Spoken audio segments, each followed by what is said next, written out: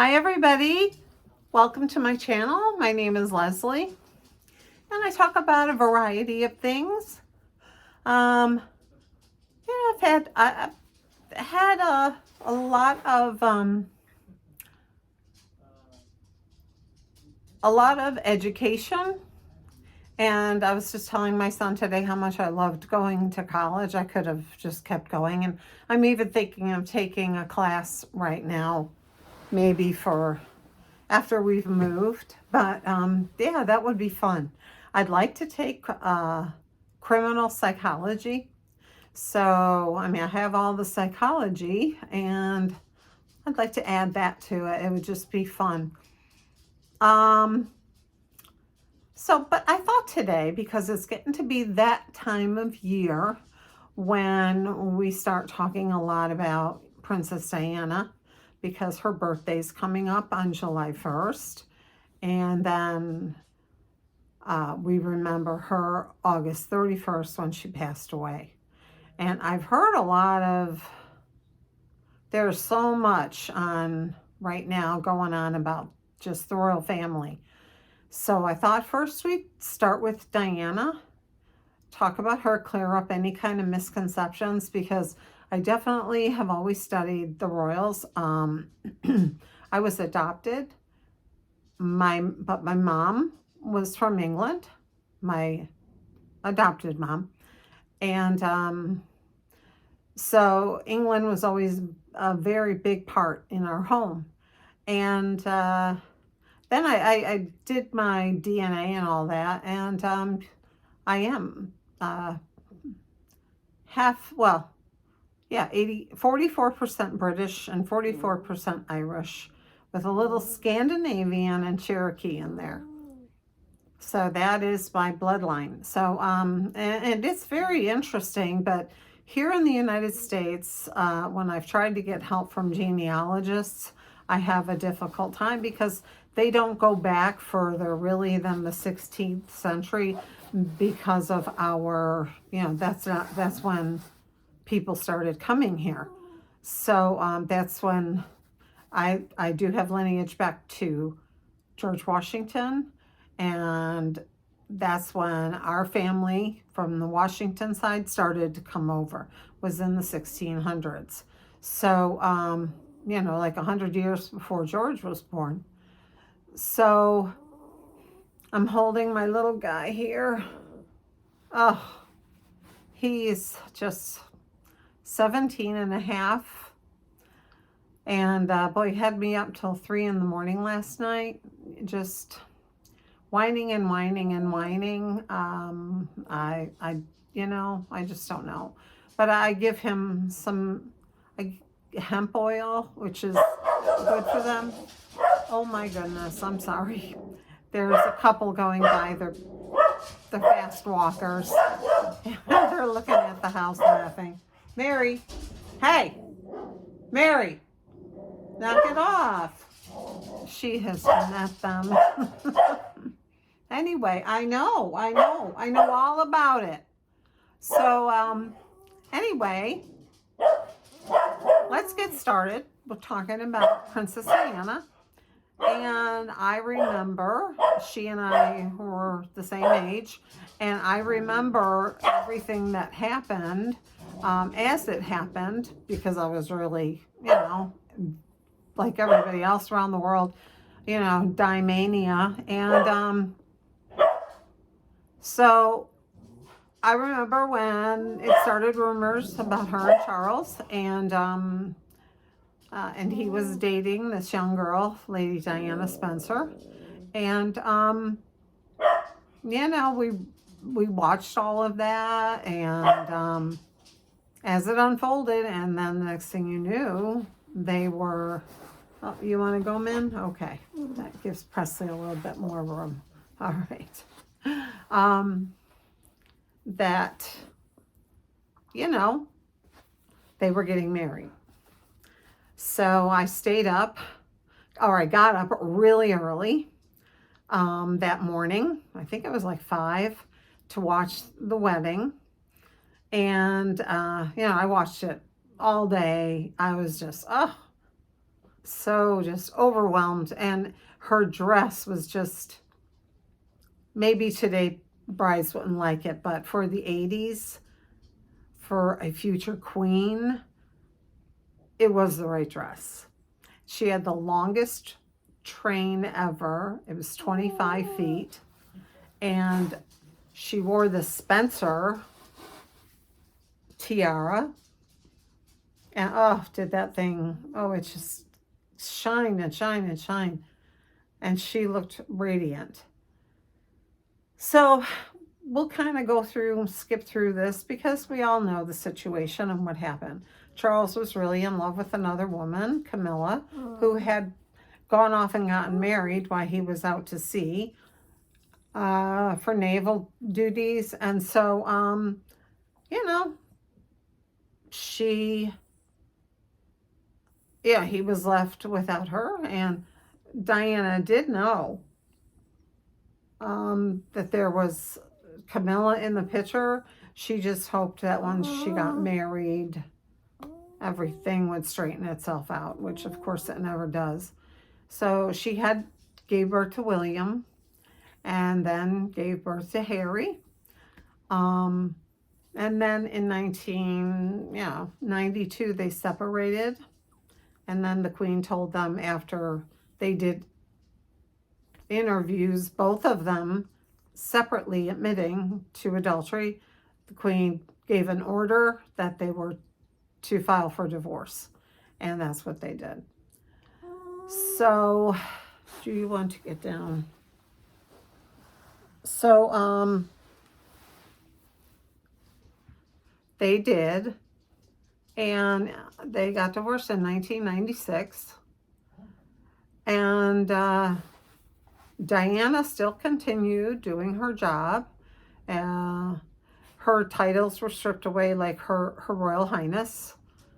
And she was known as Diana, Princess of Wales, instead of Princess Diana. I love Diana.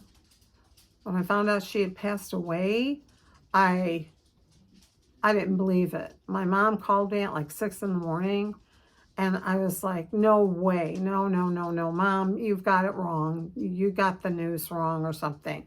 And I put on the news, and I stayed glued that whole weekend to the news, and the rest of the week as well, in between going to work. But yeah, it was horrendous. And I know there's a lot of people out there who felt like I did, that I just couldn't understand it. I couldn't believe it. And I would wake up in the morning and I would think, I always used to think, oh, I wonder what Diana's doing today or whatever, would be in the newspaper, and see the good work that she was going all around the world doing. And then it was like she was just gone. So I can't imagine the trauma for her sons and her family to have her just be gone. She was such a large presence. She was unlike anybody else. I liken her to the female Elvis. Elvis had an energy, and people who were in his concerts used to say, even if they were in a huge auditorium in the very top, in the back last row, when he walked on stage, you felt the energy from him. And he was just one of those people who had this amazing persona, just this unbelievable energy that he put out, that everybody loved him. And the same thing, I think, was Diana was like that too. I don't think there's anybody else that I could think of that's like either one of them. People like to say with Elvis and, oh, Michael Jackson was better. No, they were way two different people. It's like I've also heard people saying about Prince and Michael Jackson. No, they weren't rivals because they were very different entertainers. So you can't compare one to the other.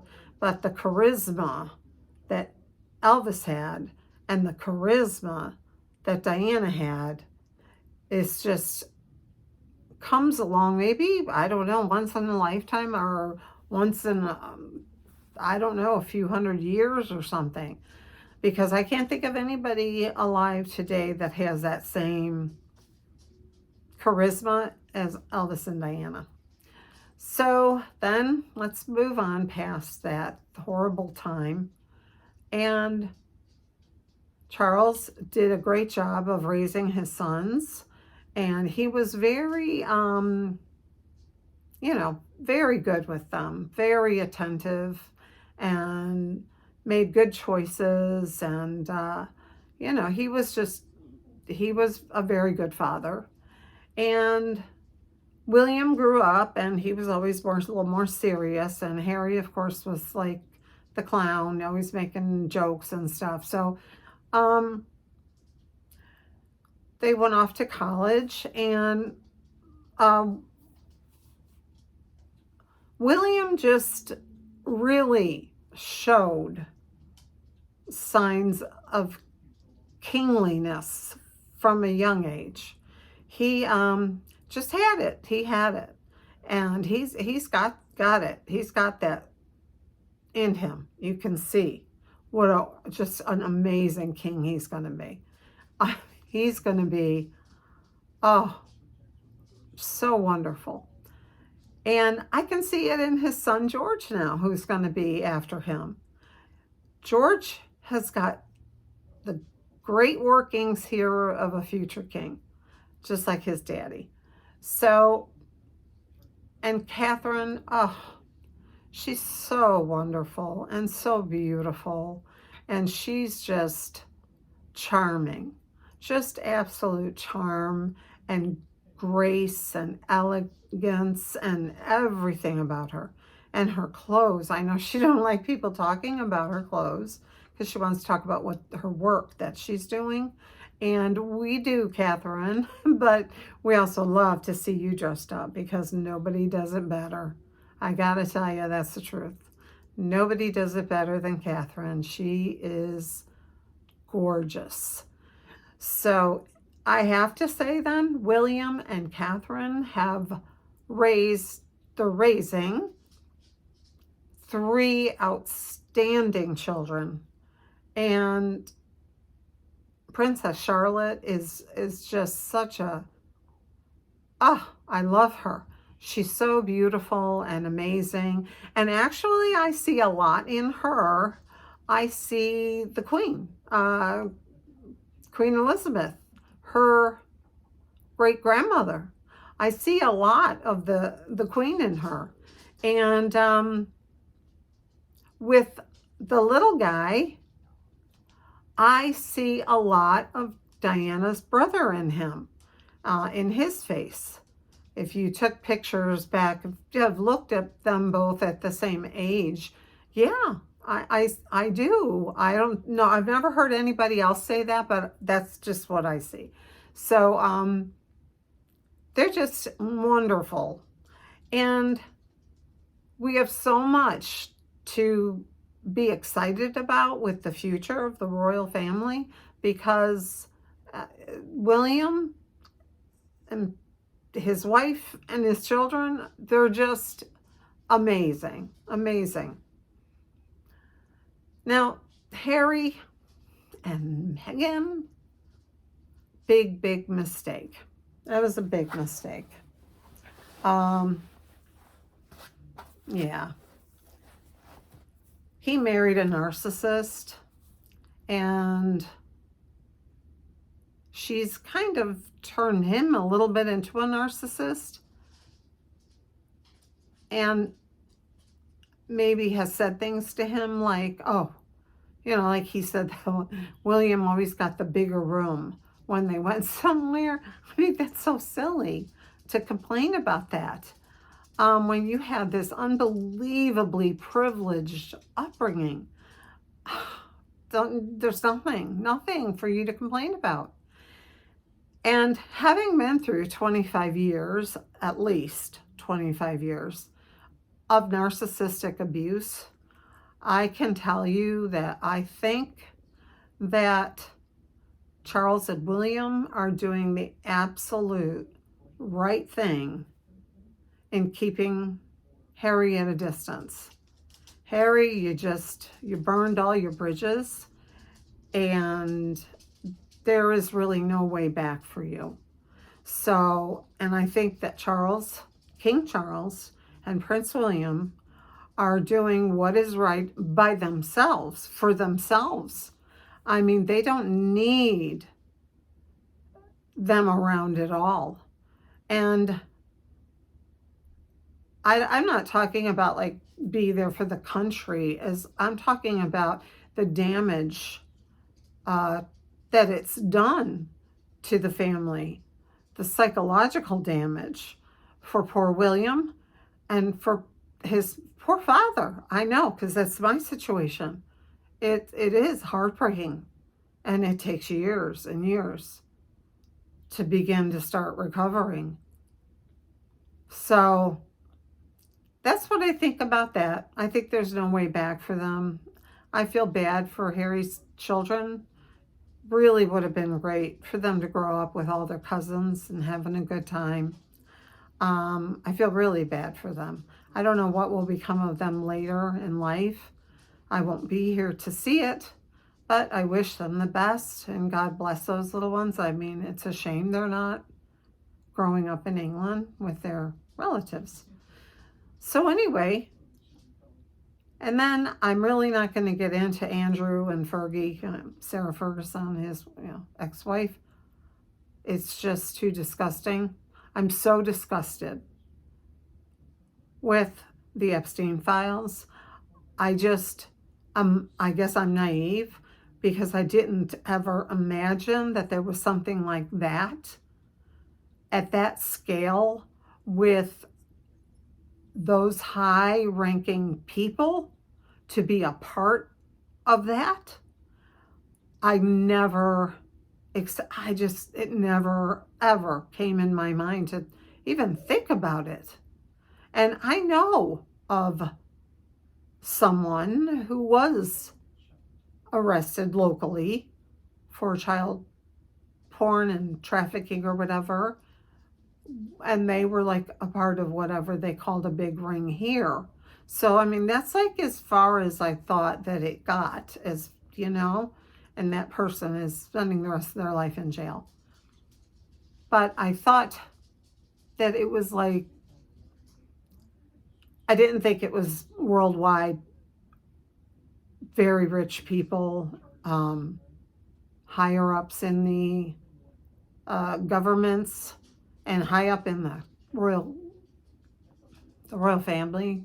I mean, and then that makes me think about poor Princesses Beatrice and Eugenie, because William will need help to do all the duties that he has to do, and they are they're great workers. They were great help, and now I don't know what's going to happen because of what their parents did. Yeah, I think probably it'd be best, I don't know, for their parents to leave the country and let Eugenie and Beatrice just continue to live in England and go about their lives. Maybe they could still attend functions and things. I think if their parents were out of the country, that would help.